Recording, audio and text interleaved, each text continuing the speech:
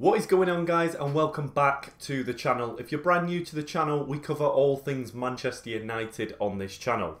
Today we're going to be running through the under-23 games for Chelsea versus Manchester United. What a game it was. If you didn't manage to catch it, I actually caught it on MUTV, and I wish I could have been there in person, but I didn't manage to get down to London. I'm actually based up near Manchester, so I get all the home games but not the away games, but managed to catch it on MUTV.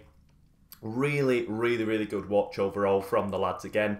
If you didn't watch my previous video, be sure to go. I'll try and get it up on screen somewhere. I actually went down to the Leicester versus Manchester United game at Leigh Sports Village, which is just near where I live.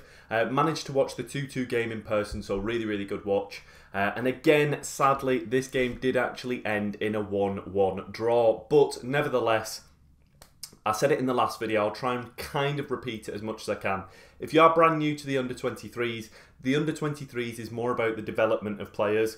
It's the growth, it's the learning kind of curve for the young players. If you're new to the Manchester United's under-23s as well, a lot of this squad does not have the big names in there. I'm just talking, Dylan Levitt's just recently, today, as of recording, gone out on loan to Dundee United. So he was a key player last year. And also, like I said, he actually started last game for the under-23s and is now actually going out on loan. Will Fish is out on loan as well. Players that you may have heard of before, Tahith Chong, he's actually out on loan at Birmingham City as well. Players like Amad Diallo are being linked with a loan away against Sheffield United this year. He's not made an appearance as of yet in the Premier League 2. There's loads of names, like I said, I'm trying to run through them all now, but Alanga, some of you guys may know the name Alanga. Alanga hasn't actually made an appearance yet either. So something that we really have to focus in on is a lot of this squad that are actually performing are the under-19 squad from last season. So this is a young, youthful crop of players. With the exception of somebody like Paul McShane, who appeared in the last game against Leicester as a veteran player coach, coming in there as that little bit extra, just basically coaching on the pitch as the game is being played. But no appearance from Paul McShane today. We're actually going to get up the lineup, so I'll get up the lineup here. You should be able to see it on screen. I'm reading it as we read it here. So starting in net, we had Kovar in net. Moving from left back, we have Fernandez, goal scoring Fernandez. It's the same in the first team, same in the second team. But yeah, so we had Fernandez, the left back, managing to get his goal in this game, but we'll get into that more later on. Hardley, the left centre half. Owolu, this is the first game I've actually seen Owolu play, and to be honest, a solid performance. Would have loved to have seen him in person, but you get a different feel, don't you, eye test wise in person. Charlie Wellens again starting out in the right back position. A different formation to what we saw as well last time. Actually, we saw a 4-3-3 formation last game, and I believe that this performance, the formation from what I was seeing, it's listed on here as a 4-2-3-1, and I thought it was playing as that, but that front line is constantly shifting and switching, so it's kind of hard to say a formation, but I would have said a 4-2-3-1 as well. But moving into that, we had Svinderskij playing at the left centre mid position, and then Charlie Savage managing to get his start. If you don't know by the last name, it's an obvious, Robbie Savage, his son. Managed to get his start, and fantastic performance, to be honest, in this game overall. Moving on from there, on the left wing we actually had Shola Tire. He actually started as striker last game, so he was actually placed out on the left wing in this game. Bugail Mella, I believe is how it's listed on here, but I think he goes by a different name. I'm going to try and nail that for the next video. And then Hugerworth actually started on the right. Well, it's listed on here as him starting on the right, but actually Shola Tire and Hugerworth actually started on the opposing wings. Hugerworth did actually start on that left wing, where in the Leicester game we saw him do fantastic. So really good to see him getting his start as well from last game.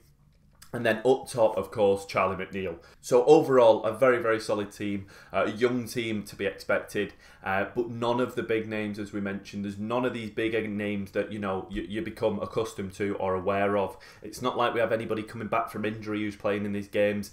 The manager Neil Wood has said that this team is going to have a very youthful feel, even for an under-23s team this season. But everything, like we said, it's good for development. It's good for a learning curve for these players to be experiencing it.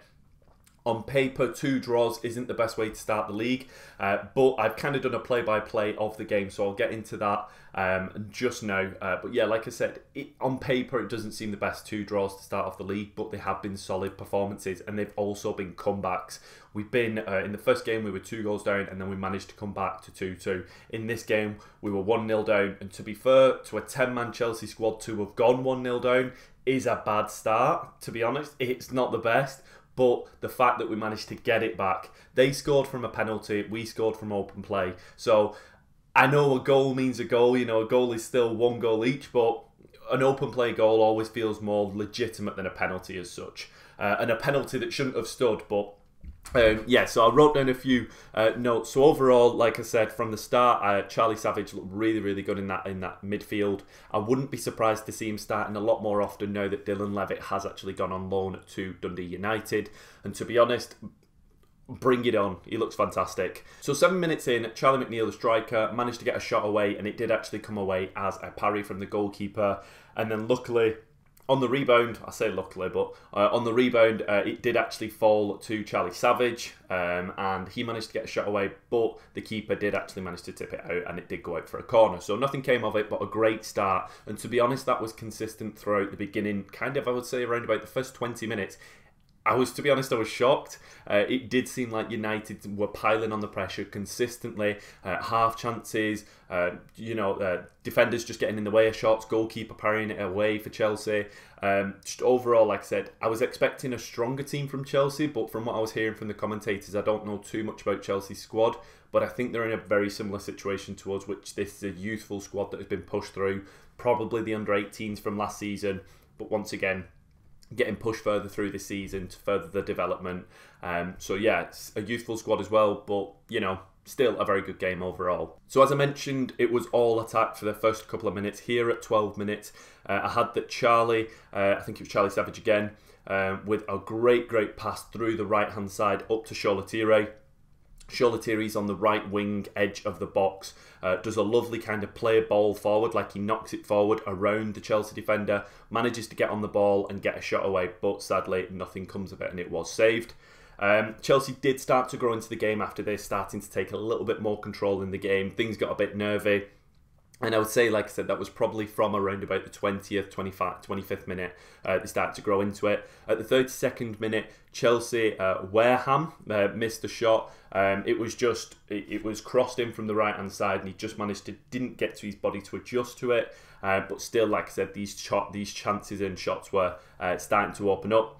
Then Nunn, I believe, who is the left winger for, I think he was playing left wing for them, or left mid for Chelsea. I think he did very good, to be honest, overall in the game, and he did stand out as an opposing player.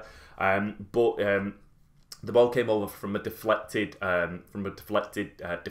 of such. Our defender, I think, was it Hardley? I think it might have been Hardley. Went down. The ball came off him, and it opened up to be a volley at the back left corner of the goal. But sadly for them, it missed. So come on, I was feeling it. I was like, you know, this game feels like it's going to end 0-0, but it's going to be constant goal threats one after the other. Again, the 45th minute, 5 minutes added extra time, went out for a corner for Chelsea, and there was a collision of heads between 2 Chelsea players. I believe that up till half-time, no substitutions were made, but I think one was made. I'm not sure for which player for Chelsea. Just have a little check here to kind of see here which one it was. I don't know who it was. I can't seem to see it. 1 minute, let me get it up. On here so we can actually see, so it was Thomas who came off, and then Ranky, I believe it is, who came on. Just click through to there. So yeah, Ranky, Thomas who came off, who was the right mid. So I think he might have been involved in the collision of heads and maybe had to go off. So hopefully he's all okay. Half-time comes, and like I said, still 0-0. Both teams have kind of had around about 20-25 minutes of attacking of their own. So interesting to see that, you know, quite balanced so far. Again, the second half starts. Chelsea were definitely the more attacking team to start off with. Had me a little bit nervous. Sholatire as well, getting his second yellow in 2 games. I kind of expected him to be a little bit more a little bit more understanding of this level of game. Like I said, he does seem like the most developed, the most spoken about, I would say, of this crop of players so far anyway. And like I said, I just kind of expected a little bit more calmness, a little bit more fluidity to his play. And anyway, he ended up doing what I would class as a rash tackle and getting himself a yellow. I didn't think it was needed, but then again, it shows passion, and that's what you want to see at this level. So I'm not going to knock it too much. So the 58th minute rolls around, and it was, to be honest, it was quite a quiet second half up until this point. United are breaking on a counter press. Hugoworth is up down that left wing, pushing mega quick him. Honestly, he is absolutely rapid. I would love to see his times for a 100-meter dash, because honestly, he's low centre of gravity as well. And I mentioned that last game. You can really see some talent coming from him. Hopefully pushing into that first team in a few years' time as well. But it was an awful tackle from the guy Brooking, I believe, who was playing right centre-back for Chelsea. Absolutely awful tackle. When it happened, he studs up, high knee, he doesn't even go for the ball, he's just literally taking out the man. They were saying, the commentators, and I did think it myself, that it was probably going to be a yellow because of the level of the game, with it being under 23s and stuff, giving it, fair chance. But to be honest, if I was the referee myself, I would have said a red unbiased, and the ref did actually take a red out. And Brooking was then sent off. Chelsea made a few substitutions, trying to switch up the play because they were down to 10 men. 71 minutes in, awful defending from Manchester United leads to Hardley being exposed. He manages to recover really well and manages to kick the ball. He gets to the ball, he does play the ball, and this is something that I think was key. He played the ball, but for some reason the referee, not getting playback, not getting full confirmation, thought it was a foul, called for a penalty, and there you go. I mean, the rest is said. Vale, the right winger for Chelsea, stepped up, took the penalty, clean as a whistle, hit it in, bottom right, and it was a bit naff because, like I said, they were down to 10 men. I didn't think it was deserved. If you watch it on the replay, try and watch the highlights if you've not already. It was unjust. It was unjust, and I can say that for certain. Vale scores it. We're down to 10 men at Stamford Bridge. Ugh, not a place that you want to be, and this is what's character building for the lads. 81st minute, we get a free kick on the edge of the box. Shola Shoretire, somebody who I was mightily impressed with last game. I wanted to see more from him this game. He's great on the ball, but he stepped up to the free kick and it was absolutely awful. Honestly, it skied way over the goal. So I was expecting a little bit more from him throughout the whole game as well. Somebody who we did actually mention at the 87th minute came in clutch. Alvaro Fernandez. Second Fernandez in the team, honestly. Something about Fernandez at Manchester United. But Alvaro Fernandez, spelt with a Z, Spanish player, plays left back. He honestly, just absolutely fantastic game. He made a few little errors here and there, but I'm not even going to pick up on him and stuff. Like I said, this is development, and this player is developing into a very fantastic looking player, honestly, at that left back position. Left wing as well, potentially pushing forward in the future. Just so good attacking, honestly. He needs to develop his defensive game if he is going to sit and stay as a left back. But his attack up that left wing, honestly, great play anyway. Ends up in the box, lovely darting run, finishes it bottom right, but from across the goal. He's in the corner of the left box, and then kind of darts in the box. Lovely play around his feet, and then shoots it across the goalkeeper to end it bottom right. Really nice goal. Everybody's celebrating. Really good to see. Once again, a comeback. The comeback kings. Hopefully we can turn some of these comebacks into wins. And then that was pretty much the game rounded up for all the exciting bits and fun bits. Bit of a shame that the game actually did end on around about the 90th minute. I think the game went to with injury time, it went on to around about 96, 97 minutes. And a lot of that was due to Kovar actually getting an injury on around about the 90th, 91st minute. So there was quite a bit of injury time due to an injury. And Kovar looked to take a nasty fall. It was unneeded. I think it was from a Chelsea player. To be honest, it's not looking too good for Kovar. On the upside, Dermot Mee managed to come on for a bit of game time. Unexpected, only a couple of minutes at the end of the game. I think he got one kick out and within 30 seconds the ref had blown his whistle. But yeah, Dermot Mee came in, and hopefully it's not too serious for Kovar, because he was a fantastic player last game against Leicester, saving a penalty. And he's just a fantastic keeper. Like I said, he is crucial to this team, I think, feeling comfortable at that back line. So hopefully All the best to Kovar. Fantastic game, really enjoyed it. I'm really enjoying these under-23 games. Let me know your thoughts on the game as well in the comment section below. If you do enjoy this content, be sure to subscribe for more content on the way. I've been Drakesy. I hope you have enjoyed it, and I'll see you again in the near future. Adios.